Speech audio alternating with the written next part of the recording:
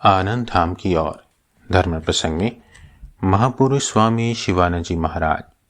अध्याय 58 बेलूड़ मठ, शनिवार 28 सितंबर 1929। इस अध्याय के पूर्व 3 भागों में हमने सुना कि महापुरुष महाराज एवं बंगाल की एक संस्था से आए 2 भक्तों के बीच वार्तालाप हो रहा है। यह भक्त महापुरुष महाराज से मार्गदर्शन करने एवं उनके साधनामय जीवन के अनुभव साझा करने की प्रार्थना करते हैं। आइए अब हम इस वार्तालाप को आगे सुनते हैं। पृष्ठ संख्या 177। भक्त पूछते हैं, महाराज, एक प्रश्न हमारा और है, उसकी मीमांसा के लिए भी हम प्रार्थना करेंगे। स्वामी शारदानंद जी द्वारा लिखित श्री रामकृष्ण लीला प्रसंग में पढ़ा है कि ठाकुर ने कठोर साधना के पश्चात निर्विकल्प समाधि प्राप्त की। उस श्रेष्ठ ज्ञान की प्राप्ति के बाद जब वे जगन माता के निर्देश अनुसार लोक कल्याण में रत हुए तो उन्होंने शास्त्र अनुसार विवाहित पत्नी को अपने समीप रखा। अपने समीप रखते हुए उन्हें भी अन्यान्य अंतरंग भक्तों के समान सब प्रकार से शिक्षा दीक्षा दी तथा धीरे धीरे उन्हें तत्व ज्ञान की अधिकारिणी बना दिया। यह जो ठाकुर ने ज्ञान प्राप्ति के पश्चात भक्तों का संग किया और अपनी पत्नी को समीप रखा, इससे क्या सूचित होता है? ठाकुर तो युगाचार्य थे।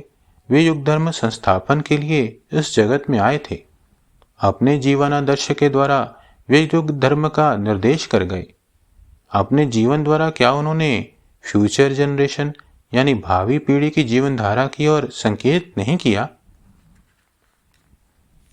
महाराज, हाँ, माताजी दक्षिणेश्वर में जब ठाकुर के चरणों में उपस्थित हुई तब ठाकुर ने उन्हें भगा नहीं दिया, परंतु अत्यंत स्नेहपूर्वक पास रखा और बड़े स्नेह से उन्हें साधन भजन के संबंध में उपदेश दिए, उत्साहित किया और सब प्रकार से उनकी सहायता की।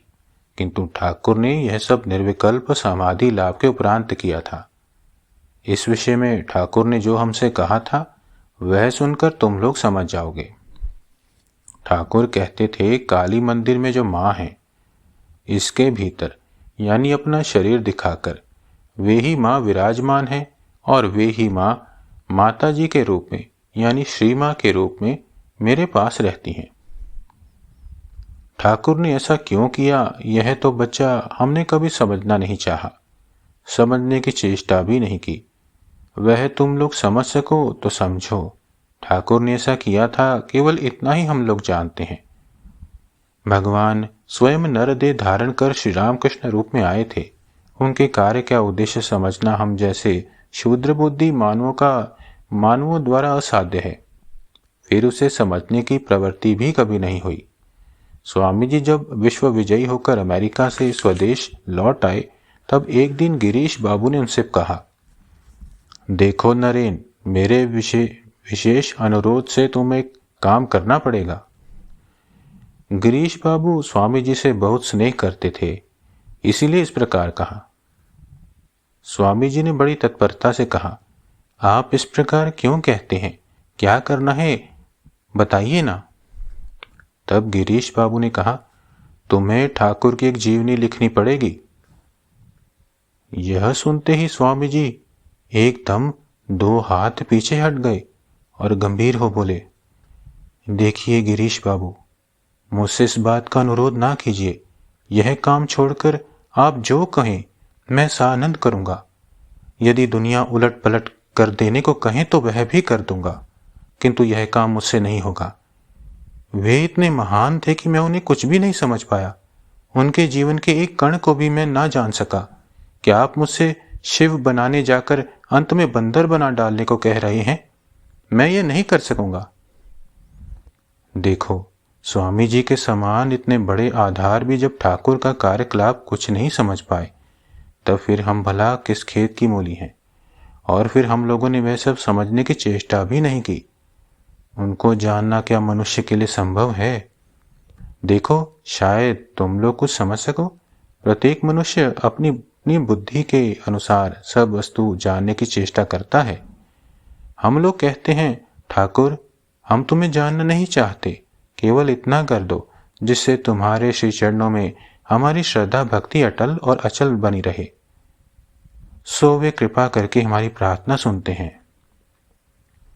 भक्त: महाराज, आशीर्वाद दीजिए जिससे हमारा भी ऐसा ही हो, जीवन में जिससे शांति लाभ कर सकें। महापुरुष: महाराज, सो तो बच्चा बहुत आशीर्वाद देता हूं। तुम लोगों का ज्ञान खूब बढ़े, बड़े आनंद में रहो और यथाशक्ति देश कल्याण का कार्य करो। आंखें मूंद कर खूब आंतरिक प्रार्थना करता हूं तुम लोगों के लिए। तुम लोग बहुत आगे बढ़ते जाओ, बहुत आगे बढ़ते जाओ, भगवान की ओर खूब अग्रसर हो जाओ। दोनों भक्तों ने बारंबार महापुरुष जी की चरण रज मस्तक पर धारण की और विदा ली। उन लोगों के मुख का भाव देखकर ऐसा जान पड़ा कि वे परिपूर्ण हृदय से वापस जा रहे हैं। ओम श्री राम कृष्णार्पणमस्तु।